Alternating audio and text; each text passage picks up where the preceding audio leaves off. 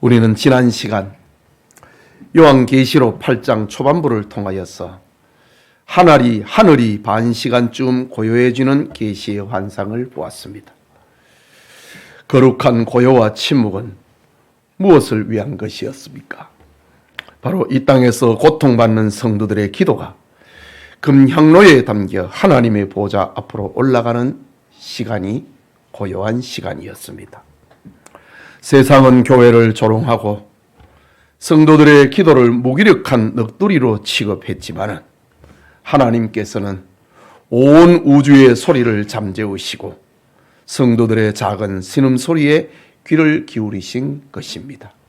이것이 바로 하늘이 반 시간쯤 고요해지는 시간이다. 그리고 오늘 그 기도가 하나님의 보좌에 상달되자 놀라운 반전의 사건이 일어납니다. 성도들의 기도를 담았던 금향로에 이번에는 천사가 제단에 불을 담아 땅에 쏟은 것입니다. 그러자 우레와 음성과 번개와 지진이 납니다. 이것은 무엇을 의미하는 겁니까? 기도가 세상 종말에 일어날 심판의 도화선이 된다는 말입니다. 성도들이 눈물로 뿌린 기도가 응답이 되어서 하나님께서 공의의 칼을 빼드시는 순간이 바로 오늘 본문의 나팔 재앙입니다. 오늘부터 몇 주간 나팔 재앙에 대해 살펴보고자 합니다. 우리는 먼저 성경이 말하는 나팔의 의미를 생각해야 합니다. 본문에 사용된 나팔은 헬라어로는 살핑크스라고 부르기도 하고 구약의 히브리어로는 쇼파르라고 부르기도 합니다. 성경이 말하고 있는 살핑크스와 쇼파레는 단순히 흥을 돋구는 악기가 아닙니다.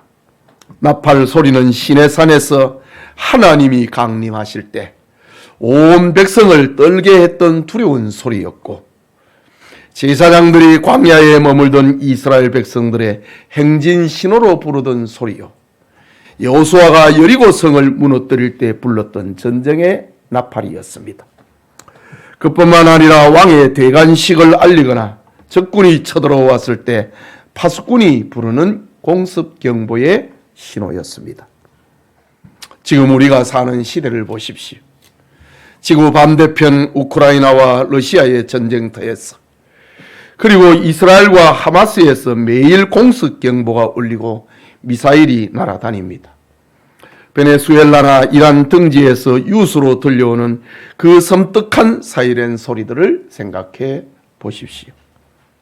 오늘 본문의 천사가 나팔을 불었다라는 것은 바로 그런 의미입니다. 이것은 하나님께서 죄악으로 가득한 세상을 향하여 거룩한 전쟁을 선포하셨다는 말입니다. 잠든 영혼을 흔들어 깨우는 영적 경보가 울린 것입니다. 예수님께서는 마태복음 24장과 25장을 통해서 마지막 때의 징조를 말씀하셨는데 처체의 기근과 지진이 일어나고 난리와 난리의 소문이 있겠으나 그것은 끝이 아니라고 하시면서 재난의 시작이라고 말씀하신 적이 있습니다. 오늘 본문은 그 재앙의 구체적인 양상을 보여주고 있는 말씀입니다. 그러나 두려워할 필요는 없습니다. 하나님께서 이 계시록을 요한에게 그리고 오늘 우리에게 알려주시는 목적은 공포심을 조장하기 위함이 아닙니다. 오히려 이 혼란한 세상 속에서 성도들이 무엇을 붙들고 살아야 하는지, 무슨 일을 해야 하는지, 참된 소망은 어디에 있는지를 명확하게 알려주기 위해서 계시록을 기록하고 있는 겁니다. 이 시간, 일곱 나팔 재앙 첫째 시간으로 땅과 바다에 임한 재앙이라는 제목으로 계시록 강해 계속하고자 합니다. 성령이 교회들에게 하시는 말씀을 듣는 복이 우리 성도들의 것이 되기를 소원합니다. 먼저 첫째 나팔입니다. 그것은 무너지는 삶의 터전인 땅의 심판입니다. 본문 6절과 7절을 봅니다. 일곱 나팔을 가진 일곱 천사가 나팔 불기를 준비하더라. 첫째 천사가 나팔을 부니 피 섞인 우박과 불이 나와서 땅에 쏟아짐에 땅의 3분의 1이 타버리고 수목의 3분의 1도 타버리고 각종 푸른 풀도 타버렸더라고 합니다. 첫째 천사가 나팔을 불자 하늘에서 기이한 현상이 벌어집니다. 그냥 우박이 아닌 피 섞인 우박과 불이 땅에 쏟아진 겁니다. 이 장면에 사도 요한과 요한의 편지를 읽는 초대교회 성도들은 무엇을 생각했을까요? 그것은 출애굽기 9장의 7번째 재앙, 저 애굽에 내린 우박을 떠올랐을 것입니다. 그리고 요엘서 2장의 예언, 피와 불과 연기 기둥을 생각했을 것입니다. 그런데 우리가 주목해야 할 아주 중요한 단어가 있는데 그것은 섞인이라는 말입니다. 그것은 헬라어 원문에 메미그나메라는 말인데 문법적으로 수동태입니다. 수동태로 쓰여졌다고 하는 이 말은 우박과 불이 자연현상이거나 우연히 섞인 것이 아니고 누군가에 의해서 의도적으로 섞여졌다는 것을 말하고 있습니다. 여러분 상상을 해 보십시오.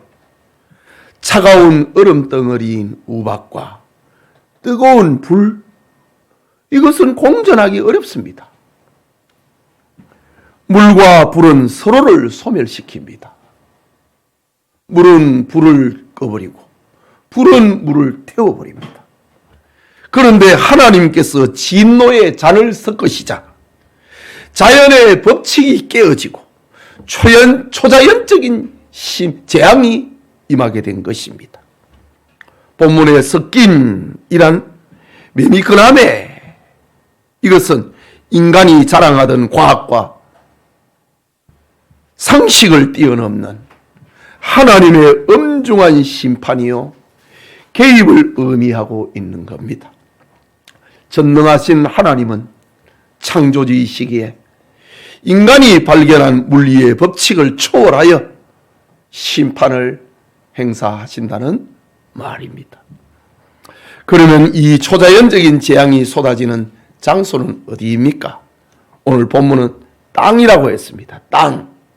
헬라말로 게라는 말인데 이것은 단순히 흙을 말하는 게 아니고 인간이 발을 딛고 거주하는 삶의 터전을 가리키는 말입니다. 더 넓은 의미지요.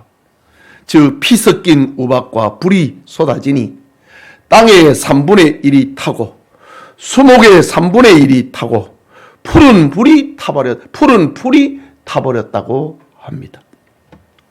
여기에 수목은 건축 자재이자 경제적인 자원이고 푸른 식량과 풍요를 상징하는 것입니다.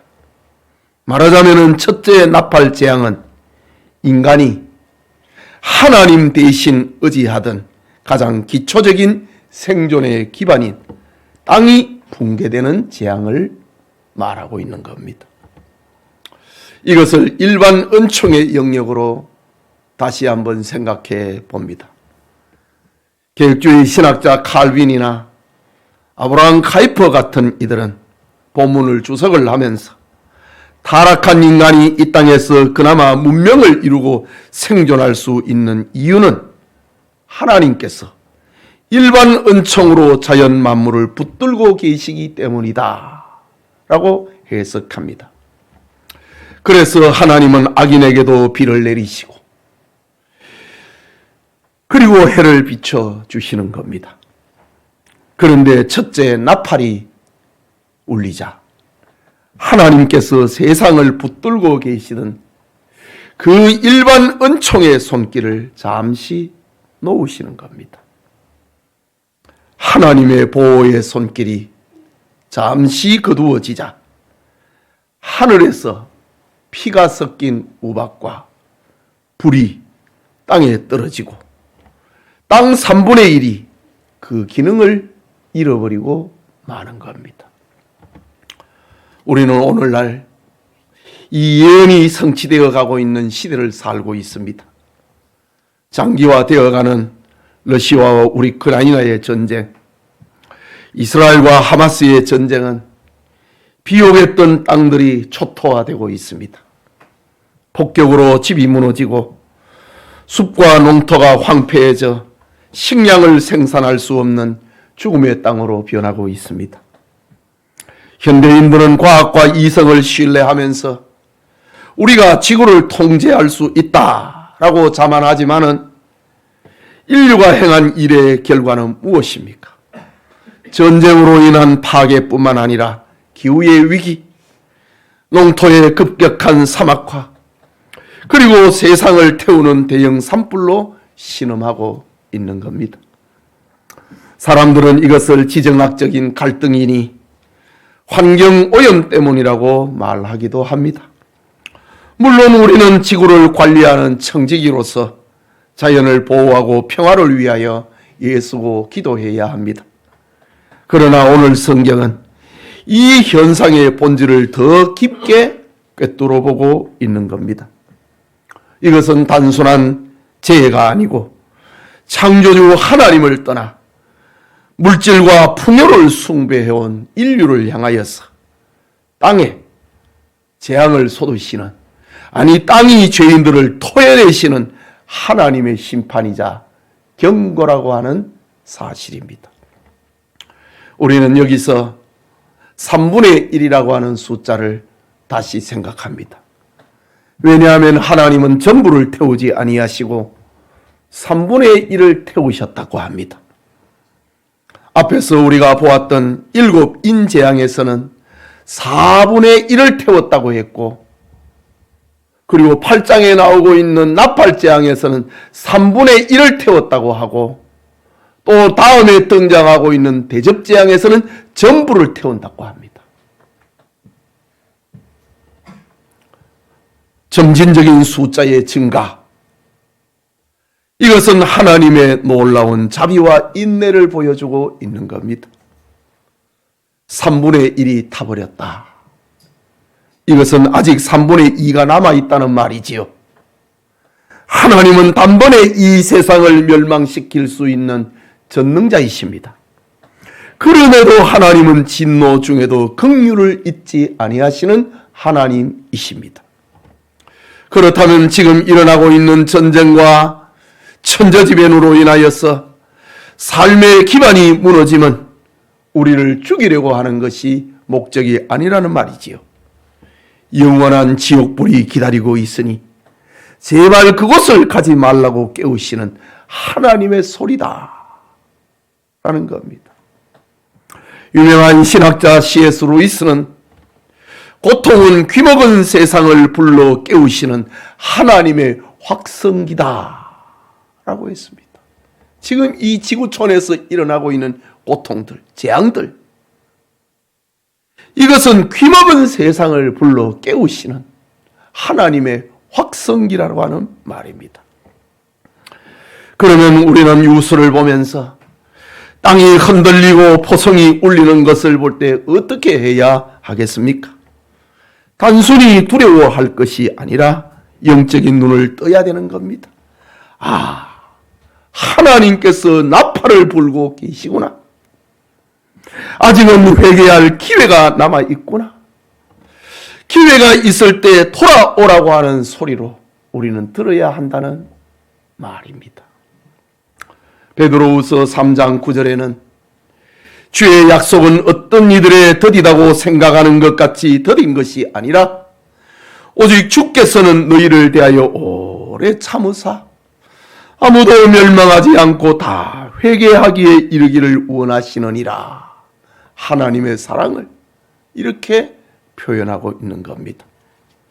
그렇다면 세상의 부분적인 심판, 이것은 아직까지 지상교회가 받은 전도와 선교의 사명을 감당할 시간이 남아 있음을 알려주고 있는 겁니다. 종말이 이르지 않았다. 이것은 악인들의 역사와 수명을 연장하고 있는 것이 목적이 아니고 택자 구원을 위한 하나님의 사랑과 인내가 아직도 계속되고 있다는 말입니다. 은혜 받을 때가 지금도 계속되고 있다는 말입니다. 이것이 오늘의 교회와 성도들이 가져야 할 역사의식입니다. 세상 도처에서 이 모양 저 모양으로 난리의 소문, 지진과 기상의 이변, 전염병과 굶주림, 이런 것을 볼 때에 교회와 성도들이 어떤 역사의식을 가져야 하는가? 택자 구원을 위한 하나님의 사랑과 인내가 아직 계속되고 있다. 그것을 생각하고 할 일을 해야 한다는 말입니다.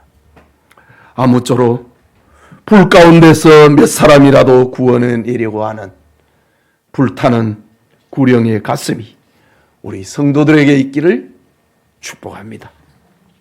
그게 둘째 나팔. 이것은 바다의 심판인데 무너지는 문명의 자만입니다. 본문 8절을 보면은 둘째 천사가 나팔을 부니 불붙는 큰 산과 같은 것이 바다에 던져지매 바다의 3분의 1이 피가 되고 라고 합니다. 요한은 환상 중에 불붙는 큰 산과 같은 것이 바다에 던져지는 것을 보았습니다. 여기에 산은 헬라말로 오로스라는 말인데 많은 사람들은 이것을 문자 그대로 해석을 하여서 화산의 폭발이나 거대한 해성의 충돌로 해석하기도 합니다. 물론 그런 자연적인 재앙일 수도 있습니다. 하지만 우리는 먼저 성경이 성경을 해석을 하는 그 원리를 먼저 따라야 합니다. 구약의 배경은 오로스, 산의 정체를 분명하게 알려주고 있습니다. 예레미야 51장 25절을 보면은 여호와의 말씀이니라 온 세계를 멸하는 멸망의 산아 보라 나는 네 원수라 나의 손이 네 위에 펴서 너를 바위에서 굴리고 너로 불탄 산이 되게 할 것이니 라고 말씀합니다. 이 말씀은 당시 세계의 패권주의 국가였던 바벨론을 향한 하나님의 음성입니다. 여기 멸망의 산이라는 말은 히브리 말로 마시히트라고 하는데 교만한 세상 제국을 가리키는 말입니다. 바벨론을 향한 하나님의 소리. 교만한 제국을 가리킵니다. 그렇다면 오늘 본문에 불붙는 큰 산은 단순히 불타는 큰 산이 아니라 하나님을 대적하여 스스로 높아지신 세상의 강력한 권력, 하나님 없이 쌓아올린 인간의 바벨탑 문명, 그리고 전쟁을 일삼는 교만한 제국을 상징한다는 것을 알게 됩니다. 다시 8절을 보면은 이 산이 바다에 던져지매라고 합니다. 여기 던져지매 이 말은 에블레테라는 말인데 앞절에 있는 말씀처럼 역시 수동태입니다. 이것은 산이 스스로 굴러 떨어진 것이 아니고 누군가가 들어서 집어 던졌다는 말입니다. 누가 던졌습니까? 바로 심판주 예수님이십니다.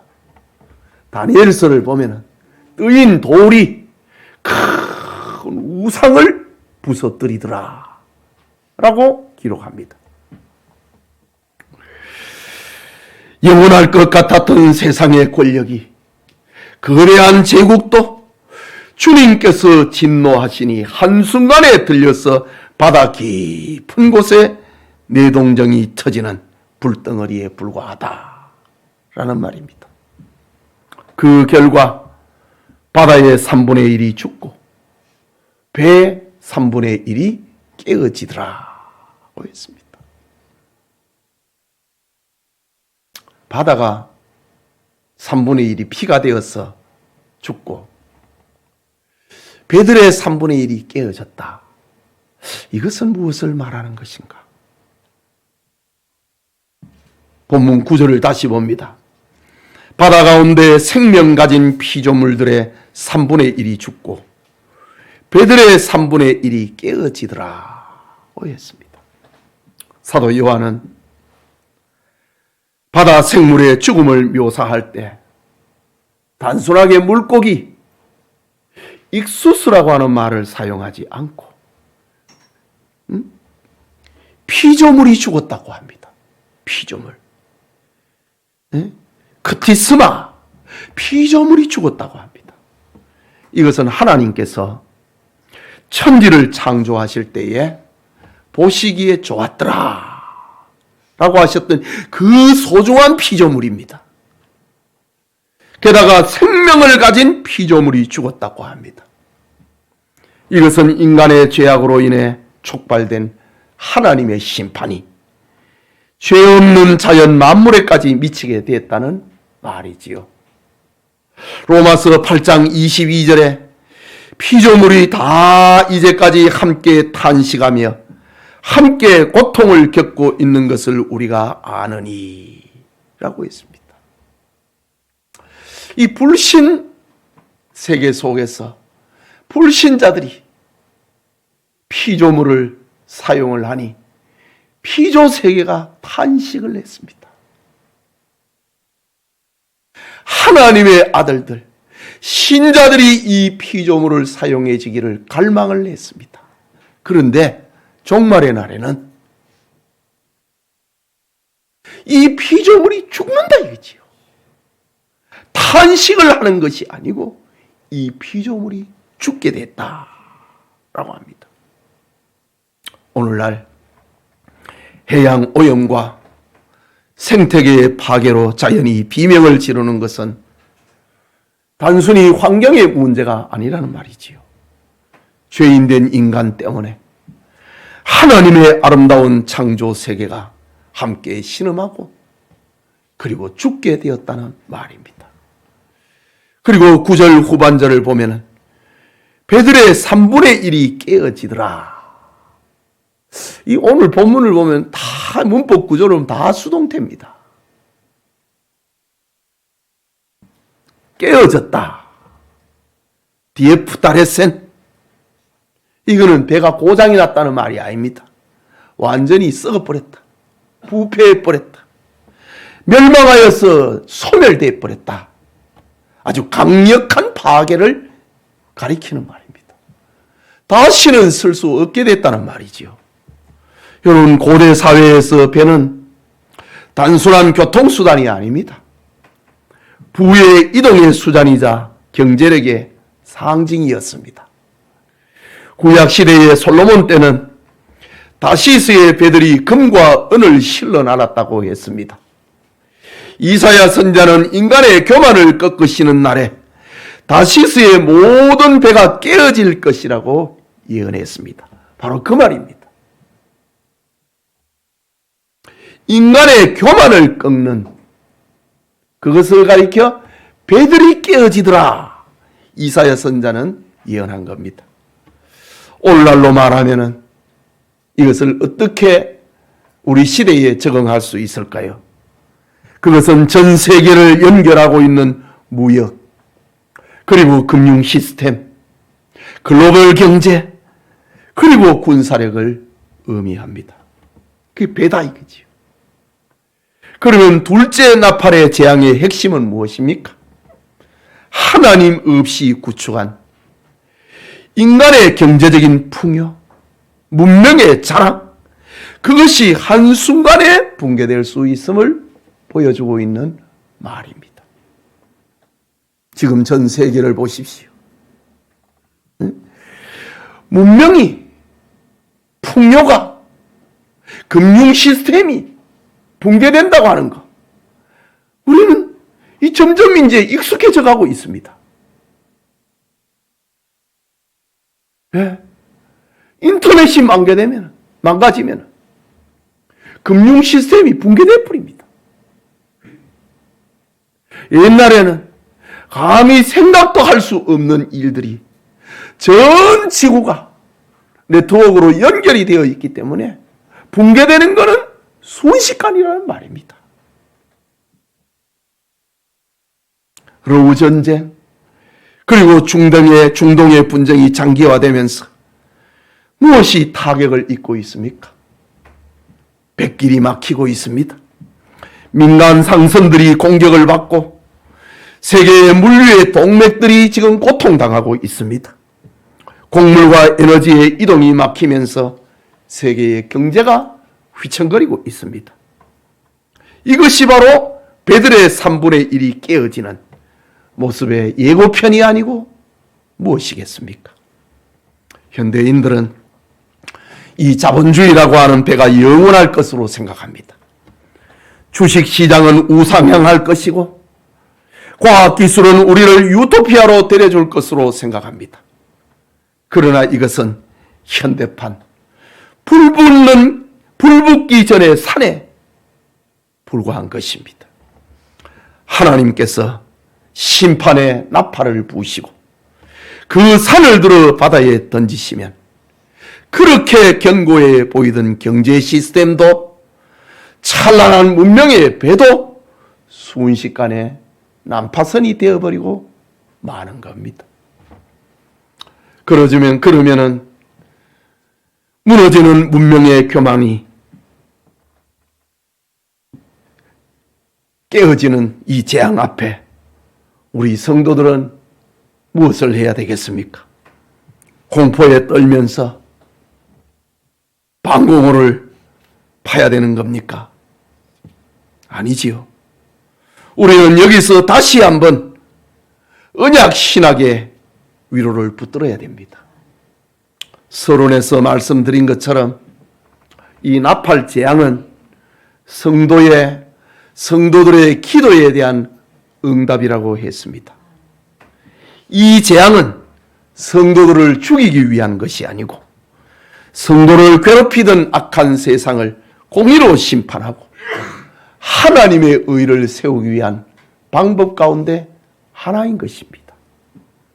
여러분, 출애굽 당시에 애굽 전역에 우박이 내리고 나일강이 피로 변할 때 이스라엘 백성들이 살던 고센 땅은 어떠했습니까? 성경은 이스라엘 자손들이 있는 고센 땅에는 우박이 없었더라, 재앙이 없었더라 라고 기록합니다. 즉 하나님의 심판은 자기 백성을 구별해 내신다는 말이지요. 요한계시록 7장 3절에 우리가 우리 하나님의 종들의 이마에 인치기까지 땅이나 바다나 나무들을 해하지 말라 라고 했습니다. 물론 성도들도 이 땅을 근거로 살기에 기근과 전쟁, 경제적인 위기에서 예외일 수는 없습니다.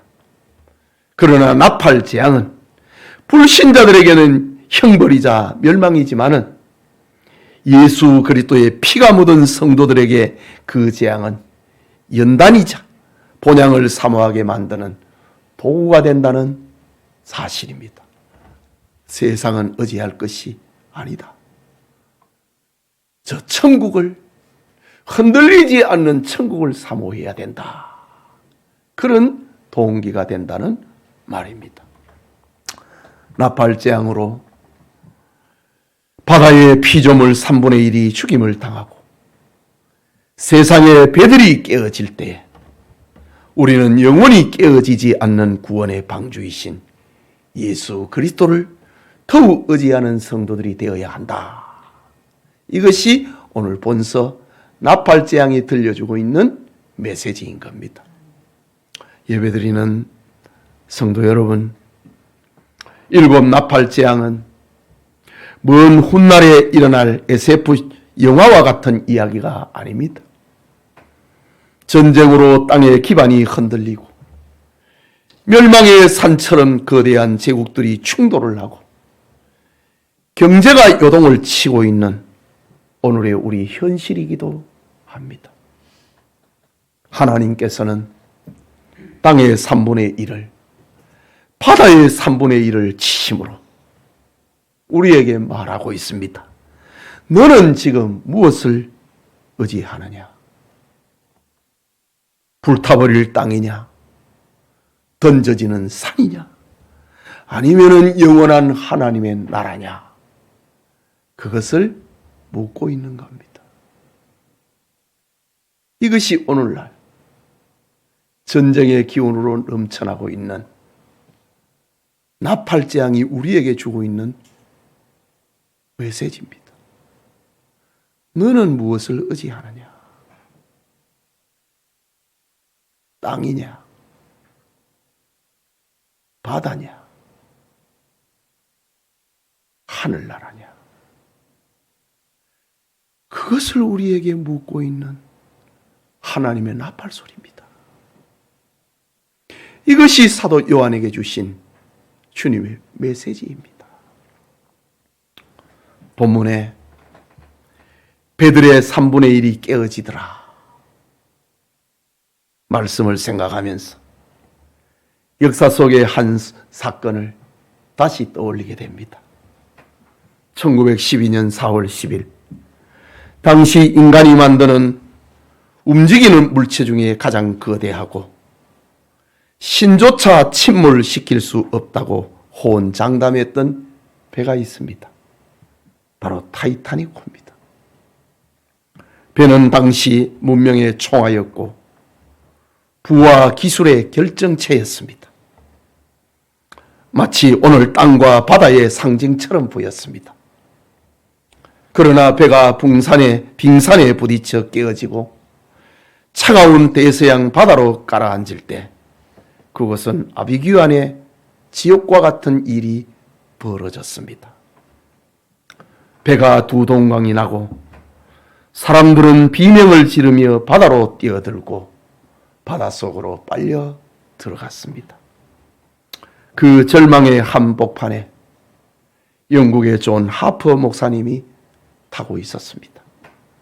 그는 시카고 무디 교회로 설교하러 가던 중이었습니다. 배가 침몰하기 시작하자 하퍼는 자신의 6살 난 딸을 구명정에 태우며 작별 인사를 했습니다. 배가 완전히 침몰하여 차가운 바다에 떠서 죽음이 임박해 가는 그 순간 그는 통나무 조각을 붙잡고 떠다니는 한 젊은이에게 다가가서 마지막 힘을 다해 외칩니다. 당신의 영혼은 구원받았습니까? 젊은이가 아니요 라고 대답합니다. 그때 주 예수를 믿으라. 그리하면 너와 내 집이 구원을 얻으리라 라고 하퍼 목사님은 외쳤습니다. 그 젊은이가 파도에 밀려갔다가 잠시 후에 다시 돌아왔을 때 하퍼 목사는 또 묻습니다. 이제는 구원받았습니까? 라고 물었습니다. 젊은이가 여전히 아니요 라고 대답합니다. 그때 하퍼 목사는 자기 구명조끼를 그에게 벗어주면서 다시 한번 복음을 전하고 물속에 잠겼습니다. 훗날 구조된 그 청년은 간증 집회에서 말합니다. 저는 그날 밤 타이타닉과 함께 죽어가던 존 하퍼 목사가 전도한 마지막 열매였습니다. 라고 고백하며 세상 종말에 있을 일을 간증했다고 합니다.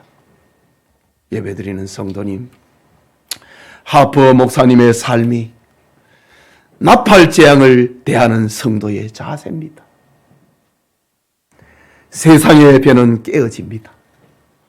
영원할 것 같은 제국도, 경제도, 내 건강도 재산도 언젠가는 침몰하고 말 것입니다. 그것이 계시록이 말하고 있는 복음의 진리입니다. 세상 사람들은 배가 깨어질 때 절망하고 비명을 지릅니다. 그러나 우리 성도들은 다릅니다. 우리는 깨어지는 배에 소망을 둔 자가 아니고 천국에 소망을 두고 있는 이들이기 때문입니다.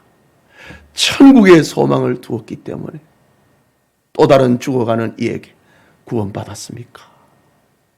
주 예수를 믿으세요. 그리하면 너와 네 집이 구원을 받습니다. 이렇게 담대하게 말할 수 있는 겁니다. 그렇다면 하나님께서 요한계시록 8장에 나팔을 불어서 이 세상을 흔드시는 이유는 분명해집니다. 첫째는 잠든 성도를 깨워서 여기가 너희 집이 아니다 라고 알려주는 겁니다. 둘째는 침몰해가는 세상 속에서 구원받지 못한 이들에게 구조선이 여기에 있다 라고 말해주는 것입니다. 이것이 나팔재앙이 성도들에게 주고 있는 교훈입니다. 땅 3분의 1이 불타고 바다의 3분의 1이 죽고 파괴되는 오늘의 시대를 보며 두려워할 필요는 없습니다. 오히려 성도들은 감사합니다. 아직 3분의 2가 남아있으면 우리에게 일할 기회와 전도할 기회가 있다고 하는 뜻입니다. 아직까지 하나님의 은혜의 문이 닫히지 않았다고 하는 뜻입니다. 타이타닉호가 침몰해가는 순간에 복음을 외쳤던 하퍼 목사님처럼 세상이 흔들릴 때 우리는 흔들리지 않는 하나님의 나라를 전해야 하는 사람입니다. 온 세상이 멸망하지 않은 것은 악인들의 역사와 수명을 연장함이 목적이 아니고 택자 구원을 위한 하나님의 사랑이 아직도 계속되고 있다는 신호입니다. 여러분의 귀에는 이 나팔 소리가 들리십니까? 4년째 전쟁이 되고 있는 러우 전쟁의 소리, 이스라엘과 하마스의 포격전, 저 이란의 고통스러운 울부짖음, 저 북한의 우리 동포들의 눈물의 소리, 이건 나팔입니다. 그 소리들은 우리를 죽이는 장송곡이 아니라 사명의 자리로 부르시는 하나님의 나팔 소리입니다. 세상의 터전이 불타고 배들이 깨어지는 것을 볼 때에 불 가운데에서 몇 사람이라도 구원해 내려놓은 간절한 가슴, 불타는 가슴을 가져야 한다는 말입니다. 이 시대를 향한 하나님의 마음을 품고 기도의 향로를 채우며 복음의 나팔수로 살아가는 우리 성도님들이 다 되기를 축복합니다. 우리 같이 말씀을 생각하고 기도합시다. 여러분, 유수나 유튜브를 통해서 전쟁과 고통의 소리를 듣고 있습니다. 그것은 지정학적인 문제가 아닙니다.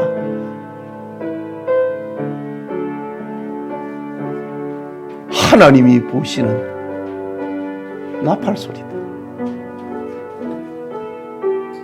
이것이 바로 예수님이 말씀하셨던 역사의 벽보를 읽는 지혜입니다.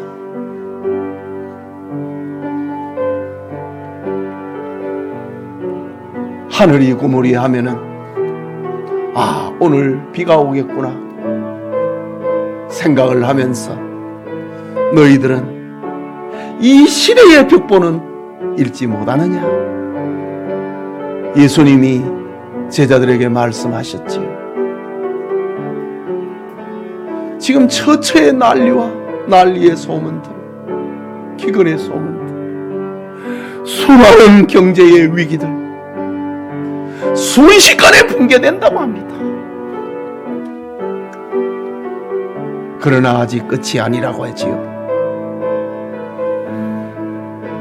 우리로 하여금 일할 수 있는 기회를 주시고 전도할 수 있는 기회를 주시는 하나님의 오래 참으심의 표현입니다. 아무도 멸망하지 않고 구원에 이르기를 원하시는 하나님의 사랑이 지금도 계속되고 있는 겁니다. 하나님이 불게 하시는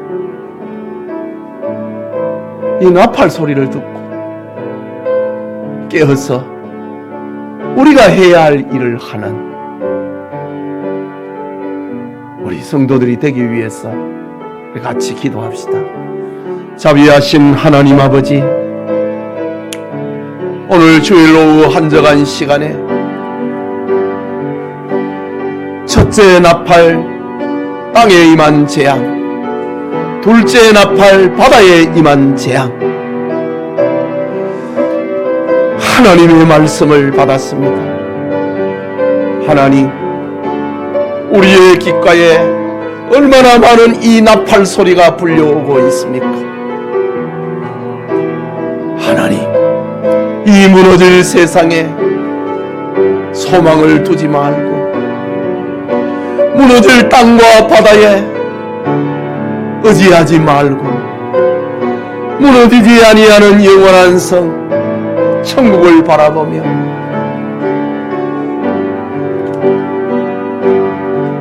죽음의 순간에도 복음을 전했던 저 하프 목사님의 이야기처럼 우리의 소망을 분명하게 하고 우리가 해야 할 일을 하는 깨어있는 성도들, 성령이 교회들에게 하시는 말씀을 듣는 성도들이 되게 하여 주시옵소서.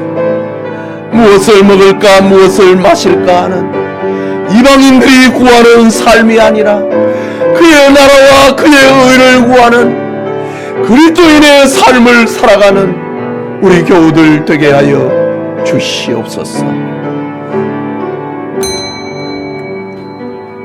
하나님,